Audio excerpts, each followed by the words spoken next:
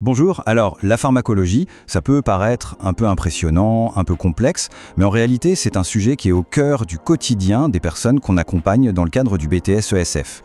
L'idée ici, c'est de poser ensemble les bases, les clés essentielles pour pouvoir assurer un suivi qui soit à la fois sûr et vraiment efficace. On va partir d'une question qui a l'air toute simple. Quand on regarde un comprimé, on se dit « qu'est-ce qu'il y a dedans au juste ?» Eh bien la réponse, elle est assez fascinante. Parce qu'un comprimé, ce n'est pas du tout une seule et même substance. Non, c'est un assemblage vraiment intelligent, conçu pour avoir une action précise sur le corps. Allez, on va aller voir ce qui se cache à l'intérieur. En tant que futur professionnel de l'économie sociale et familiale, il y a un point crucial à comprendre. Le rôle, ce n'est pas de prescrire, jamais, mais c'est bien d'accompagner. Et pour ça, avoir les bonnes clés de lecture, ça change tout. Ça permet de repérer les risques, de pouvoir rassurer la personne et surtout de devenir un interlocuteur fiable pour les autres professionnels de santé. Bon, commençons par le commencement, l'objet lui-même. Pour vraiment saisir comment un médicament fonctionne, la première étape, c'est de savoir de quoi il est composé. On va le décortiquer ensemble, voir ses différents ingrédients. Alors, au cœur de tout médicament, il y a ce qu'on appelle le principe actif. C'est vraiment le moteur, la pièce maîtresse. C'est la molécule qui va faire le travail, celle qui va calmer une douleur, combattre une bactérie ou réguler une tension par exemple. C'est bien lui, et uniquement lui, qui produit l'effet thérapeutique qu'on recherche.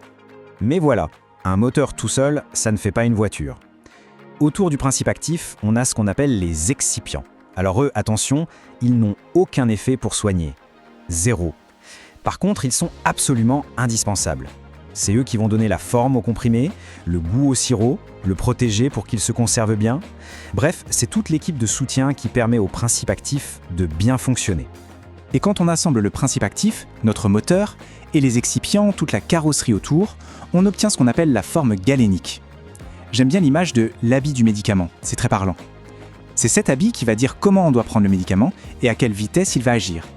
Et cet habit, bien sûr, il peut prendre plein de formes différentes. Ça peut être un comprimé ou une gélule à avaler, un sirop, une crème qu'on va appliquer sur la peau pour une action locale, ou même une injection pour une action presque immédiate. Chaque forme est choisie pour une raison bien précise, pour atteindre un objectif thérapeutique.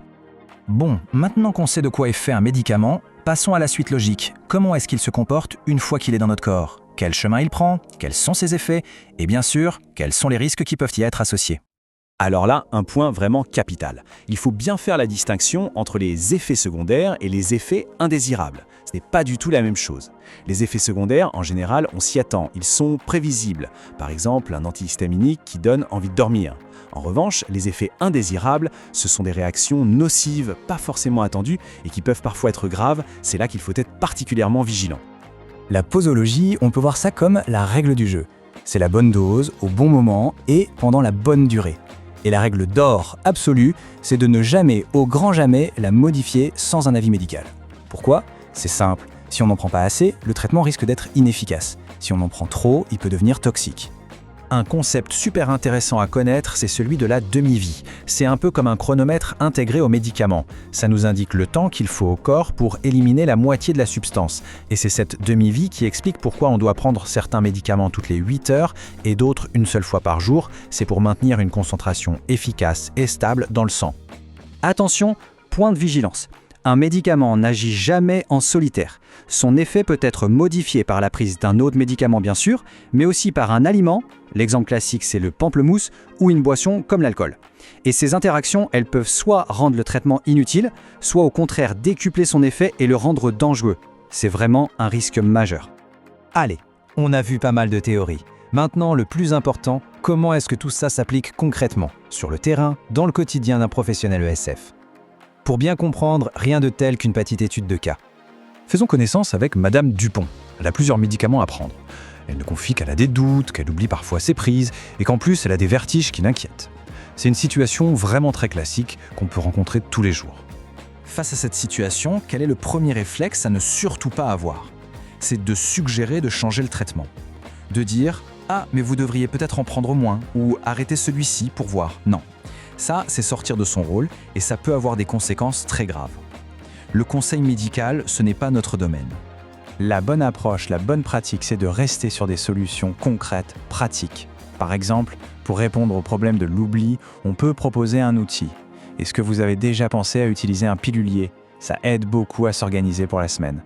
On apporte une solution concrète sans jamais toucher à la prescription médicale. Cet exemple illustre parfaitement les 4 grandes actions clés du professionnel ESF. D'abord, on vérifie que l'ordonnance est bien comprise. Ensuite, on suggère des aides pratiques, comme le pilulier. Troisièmement, on encourage la personne à parler de ses effets ressentis, ici les vertiges, avec son médecin. Et enfin, on fait le lien, on coordonne le suivi avec les autres intervenants. Il est absolument essentiel d'avoir en tête cette répartition des rôles. Chacun a sa place et sa responsabilité légale. Le médecin prescrit, le pharmacien délivre et conseille. Le rôle du professionnel ESF, c'est de s'insérer dans cette chaîne pour s'assurer que tout roule pour la personne, sans jamais se prendre pour le médecin ou le pharmacien. Donc pour résumer, le rôle du pro-ESF, ça tient en 3 verbes d'action. Accompagner la personne dans la gestion de son traitement au quotidien, coordonner les informations entre tous les acteurs de la santé et prévenir les risques liés à une mauvaise utilisation des médicaments.